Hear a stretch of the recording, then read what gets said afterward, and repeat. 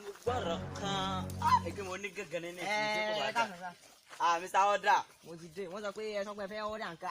Àtọ́jú òun náà ti jí mi pé ẹ sọ pé ẹ fẹ́ order. Àtàrà náà làwọn náà ti retí látọjú òun náà. Ó sà, mo ti dé fún yín sà. Kí ẹ gẹ́gẹ́ lẹ sọ pé ẹ fẹ́ order sà.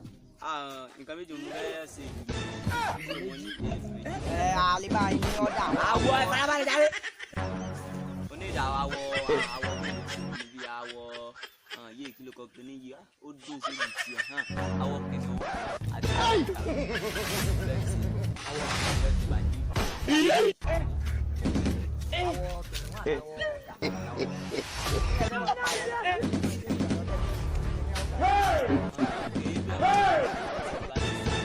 Káwé dẹ́mu. Máa ń dá sí àwọ̀ kìnìún àtàwọ̀ ọ̀tá. Bí ṣe gẹ́gẹ́ kí n tẹ̀ máa rò ní ṣọ́ọ̀ṣì wa. So price gẹ́gẹ́ tẹ wá order yẹn àbáwọ̀ kìnìún àtàwọ̀ ọ̀gá ni. Àwọn náà ni. Okay. Níbi bí 600 àti.